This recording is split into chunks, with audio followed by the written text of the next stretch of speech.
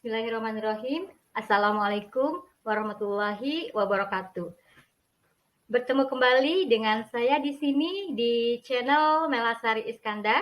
Pada kesempatan ini, saya akan menjelaskan tentang penanganan surat untuk mata pelajaran kearsipan kelas 10 SMK kompetensi keahlian OTKP. Ya, baiklah, kita akan mulai pemaparannya. Ya. Nah, perlu kita ketahui sebelumnya bahwa dalam sebuah kantor, ya, begitu banyak sekali pekerjaan yang berkaitan dengan tulis-menulis, catat-mencatat, termasuk salah satu pekerjaan yang ada di dalam administrasi perkantoran, yaitu ada kegiatan penanganan surat. Baik itu suratnya surat masuk maupun surat keluar, ya. Perlu kita ketahui bahwa prosedur penanganan surat itu, ya, yang biasa digunakan di perkantoran menggunakan dua macam sistem, yaitu ada sistem buku agenda dan yang kedua adalah menggunakan sistem kartu kendali. Baik, kita lihat ya seperti apa sih tahapan atau prosedur penanganan untuk surat masuk. Ya, sebagaimana sudah kita ketahui bahwa surat masuk itu merupakan surat-surat yang datang ya ke perusahaan kita, ke dalam organisasi kita atau ke kantor kita. Ya. Nah, surat-surat yang masuk tersebut tentunya perlu kita tangani dengan baik, ya. Adapun bagaimana cara atau tahapan penanganan untuk surat-surat yang masuk, ya. Di sini saya akan jelaskan ya. Yang pertama yaitu melakukan penerimaan surat, kemudian yang kedua penyortiran surat, ketiga ada pencatatan surat, keempat ada pengarahan surat, yang kelima ada penyampaian surat, keenam yaitu pengolahan surat, dan yang ketujuh ada penyimpanan surat. Ya, inilah hal-hal atau pekerjaan yang harus dilakukan manakala kita menerima surat masuk. Ya, kita akan masuk ke tahapan yang pertama yaitu tahap penerimaan. Ya, tahap penerimaan ya biasanya itu dilakukan oleh bagian resepsionis atau bagian front office atau bisa juga dilakukan oleh satpam ya. Kenapa oleh mereka? Karena kebetulan mereka dekat dengan pintu keluar masuknya kantor ya. Nah, penerimaan surat ini ya bisa kita peroleh biasanya ada dari petugas kantor pos, ada dari kurir ya. Biasanya sebagai bukti penerimaan surat ya, biasanya kita terlebih dahulu harus menandatangani bukti penerimaan ya. Ya, yaitu buku ekspedisi ekstern buat organisasi yang mengirimkan surat kepada kita. Nah, apa tugas-tugas yang harus dilakukan oleh bagian penerimaan? Di antaranya yaitu yang pertama, ya, mengumpulkan dan menghitung jumlah surat yang masuk, ya, supaya tidak berceceran, ya, lakukanlah pengumpulan surat-surat tersebut, ya. Kemudian yang kedua, teliti ketepatan alamat si pengirim, ya, baik itu alamat yang dituju maupun alamat dari pengirim surat, ya, kita harus cek dulu apakah betul surat tersebut untuk kantor kita atau tidak, ya. Kemudian lihat kelengkapannya, ya. Selain kesesuaiannya, kelengkapannya juga perlu kita perhatikan, ya. Kemudian yang ketiga yaitu menggolongkan surat sesuai dengan urgensi penyelesaiannya, ya. Ada beberapa surat yang memang suratnya itu harus segera diproses gitu ya, sehingga kita harus mampu mengidentifikasi, menyesuaikan suratnya berdasarkan jenisnya, ya. Kemudian yang keempat yaitu menandatangani bukti pengiriman tadi yang sudah saya sampaikan sebelumnya ya. Bukti pengiriman sebagai tanda bahwa surat telah kita terima. Itu adalah merupakan tugas-tugas dari bagian penerimaan. Kemudian tahapan yang kedua yaitu penyortiran surat. Ya, kegiatan penyortiran surat ini ya diantaranya yaitu dengan cara memisahkan antara surat dinas dan surat pribadi. Ya, kadangkala beberapa pegawai karyawan kantor itu menggunakan alamat kantor untuk alamat korespondensinya secara pribadi yang mungkin untuk memudahkan dia dalam menerima surat pribadi. Ya, makanya perlu kita pisahkan antara surat dinas dan surat pribadi, ya. Kemudian yang kedua menggolongkan surat dinas, ya, berdasarkan 3 kategori, yaitu antara surat biasa, surat penting, dan surat rahasia, ya. Kita pisah-pisahkan dulu, gitu ya. Karena nanti akan berpengaruh terhadap proses pencatatannya. Ya. Tahapan yang ketiga yaitu tahapan pencatatan, ya. Tahapan pencatatan di sini yaitu setelah surat dicatat, stempel, kemudian periksa ketepatan jenis maupun jumlah lampiran yang harus terima, ya. Itu baru kita akan lakukan pencatatan. Nah, disinilah letak perbedaan sistem penanganan suratnya. Apabila sistem penanganan suratnya menggunakan sistem buku agenda, maka pencatatan tersebut dicatat di buku agenda. Apabila sistem penanganan suratnya menggunakan sistem kartu kendali, maka pencatatan tersebut dilakukan pada lembar kartu kendali. Ya, jadi hanya perbedaannya di proses pencatatan saja. Ya, kemudian tahapan berikutnya yaitu pengarahan surat. Nah, pengarahan surat di sini yaitu menentukan siapa saja yang selanjutnya akan memproses surat berkaitan dengan permasalahan surat, ya. Pengarahan surat ini biasanya dilakukan oleh pimpinan karena tentunya pimpinanlah yang bertanggung jawab terhadap penanganan surat tersebut, ya. Pimpinan nanti dapat menuliskan instruksinya pada lembar disposisi dan menuliskan siapa yang harus memproses surat tersebut, ya. Nah, adapun lembar disposisi itu adalah lembaran isian untuk mencatat instruksi dari pimpinan berkaitan dengan proses tindak lanjut dari surat yang diterima dari pihak lain. Orang yang ditunjuk oleh pimpinan untuk menindaklanjuti surat yang dimaksud, ya, dan bertanggung jawab untuk menangani surat tersebut berdasarkan instruksi pimpinan, ya. Tentunya tidak semua surat yang masuk ke kantor itu harus ditindaklanjuti langsung oleh pimpinan kita. Kadang-kala pimpinan kita mendelegasikan kewenangannya agar surat tersebut diproses, ditindaklanjuti oleh stafnya, ya. Adapun lembar disposisi ini dibagi menjadi dua, ya. Ada disposisi langsung dan ada disposisi tidak langsung. Nah, disposisi langsung itu adalah berupa instruksi perintah pimpinan yang langsung dituliskan pada suratnya, ya, tidak menggunakan lembar tertentu. Ya, jadi langsung saja dituliskan pada suratnya. Dan yang kedua yaitu ada disposisi tidak langsung. Disposisi tidak langsung itu yaitu perintah instruksi, ya, yang dituliskan pada lembaran khusus, yaitu lembar disposisi sebagaimana yang ada di sebelahnya, ya, di situ. Ibu berikan contoh kartu disposisinya. Nah, itu jadi ada dua macam, ya.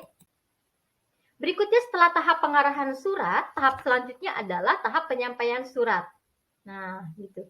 Jadi surat-surat yang tadi telah didisposisi oleh pimpinan, ya, sudah ditunjuk seperti apa, ya, perintah pimpinannya dan siapa yang harus menindaklanjuti atau memproses atau mengolah surat tersebut, ya. Sebelumnya dicatat dulu ke dalam buku ekspedisi intern, ya. Di mana ekspedisi intern ini merupakan buku yang digunakan sebagai bukti penerimaan surat, ya, bukti pendistribusian surat masuk, ya, sebagai bukti bahwa telah diterima oleh pengolah surat, ya, gitu. Kemudian tahap selanjutnya yaitu pengolahan surat, ya. Surat yang tadi telah diterima oleh pengolah surat, kemudian dilakukan pengolahan surat sesuai dengan instruksi pimpinan, ya. Tahap berikutnya yaitu tahap penyimpanan surat, ya, atau penyimpanan surat, ya, gitu.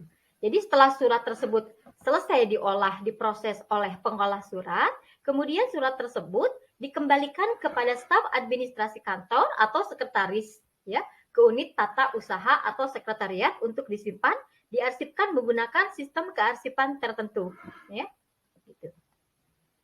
Nah, itu adalah tahapan-tahapan prosedur penanganan surat masuk. Nah, berikutnya kita akan masuk ke prosedur penanganan surat keluar. Seperti apa tahapannya? Nah, ada 11 tahapan dalam memproses surat keluar. Yang pertama yaitu pembuatan konsep surat, kemudian persetujuan konsep surat, pencatatan konsep surat, pengetikan konsep surat, kemudian pemeriksaan pengetikan, penandatanganan surat, pemberian cap, melipat surat, penyampulan surat, pengiriman surat, dan yang terakhir adalah penyimpanan surat.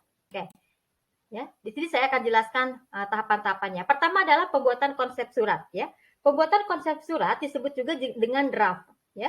Namun walaupun masih dalam bentuk draft, sebaiknya tetaplah surat tersebut dibuat dengan sebaik mungkin, ya, disusun dengan lengkap sesuai dengan bentuk serta aturan pembuatan surat yang digunakan di kantor tersebut, ya. Apabila kantor tersebut memiliki aturan pedoman tata naskah tersendiri, maka ikutilah pedoman tersebut, ya. Nah, adapun pembuatan konsep ini bisa dilakukan dengan dua cara, yaitu dengan sentralisasi maupun desentralisasi, tergantung asas yang digunakannya, gitu ya. Kalau asasnya sentralisasi, berarti pembuatan konsep surat itu dilakukan di unit kearsipan, gitu ya.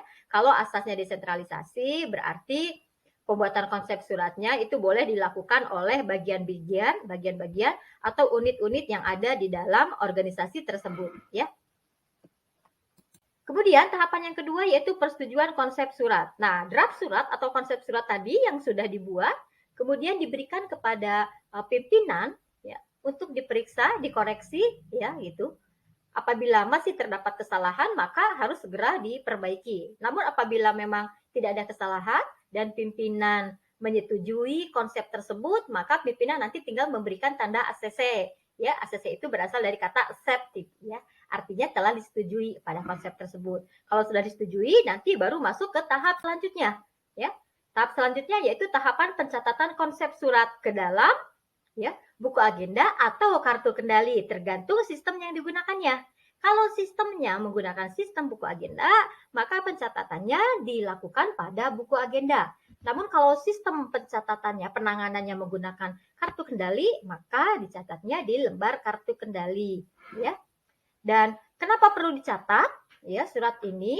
Ya, tentunya harus karena harus terregistrasi, ya, harus terekam ya, dalam buku agenda maupun kartu kendali. Disitulah nanti organisasi dapat melakukan pengendalian semua surat-surat yang keluar dari organisasi tersebut ya. Dengan begitu nanti semua surat akan mendapatkan nomor surat ya. Kemudian setelah tahapan pencatatan berikutnya yaitu pengetikan konsep surat ya. Konsep surat tersebut ya diberikan kepada jurutik ya. Konseptor juga bisa melakukan pengawasan terhadap jurutik untuk memastikan bahwa antara surat yang diketik itu sudah sesuai dengan konsepnya gitu. Setelah pengetikan konsep surat, selanjutnya yaitu pemeriksaan pengetikan. Ya, dipastikan dicek dulu pengetikannya sudah sesuai atau tidak, sesuai dengan konsep yang sebelumnya telah disetujui oleh pimpinan. Setelah diperiksa pengetikannya, apabila masih terdapat kesalahan bisa langsung diperbaiki, apabila memang tidak ada kesalahan bisa langsung masuk ke tahap berikutnya yaitu penandatanganan surat, ya. Surat yang telah rapi dibuat diberikan kepada pimpinan untuk dibubuhi tanda tangan, ya. Tentunya pihak yang menandatangani surat ini adalah orang yang berwenang dan bertanggung jawab terhadap surat tersebut, ya. Setelah tahapan penandatanganan yaitu pemberian cap stempel, ya, cap dinas, ya, berikan stempel. Biasanya menyentuh sedikit tanda tangan di sebelah kiri, ya, dibubuhkan, ya, karena sebuah surat atau dokumen dikatakan sah atau legal apabila mendapatkan tanda tangan dan cap, ya. Kemudian tahap selanjutnya yaitu melipat surat. Nah, tadi surat-surat yang selesai diketik, kemudian selesai ditandatangan dan dibubuhi stempel, kemudian lakukan lipatan, ya. Tentunya ini tentang macam-macam lipatan surat ini akan dipelajari di mata pelajaran korespondensi, ya, gitu. Nah, tidak semua surat itu harus dilipat. Ada beberapa surat yang memang tidak perlu dilipat, gitu ya.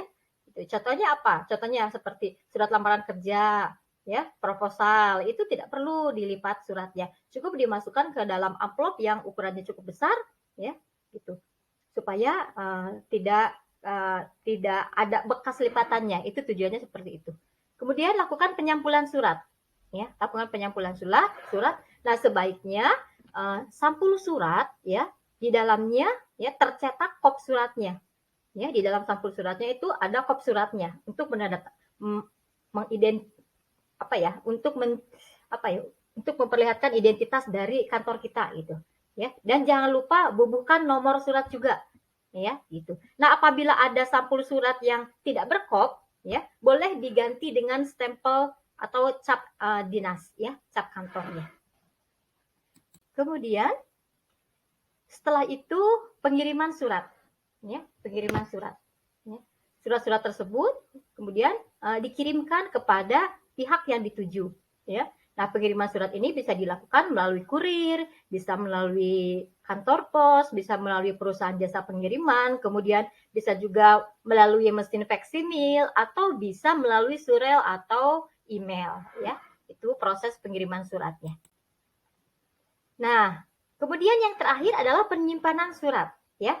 Tentunya dalam pembuatan surat sebelumnya keberadaan tembusan atau tindasan. Nah, membuat surat itu kan tidak hanya satu, tapi surat itu minimal dibuat dua ya. Ada yang aslinya dan ada tembusan atau tindasannya. Nah, kalau yang aslinya itu tujuannya untuk dikirimkan kepada pihak yang kita tuju. Sedangkan tembusan atau tindasannya itu berfungsi sebagai arsip. Ya, arsip bagi kantor kita, bagi organisasi kita. Ya, itu. Jadi tujuannya seperti itu. Nah, tadi tembusan atau tindasannya akan kita simpan ya, menggunakan sistem kearsipan yang digunakan di kantor tersebut ya. Itulah prosedur atau tahapan-tahapan dalam memproses surat masuk maupun surat keluar ya.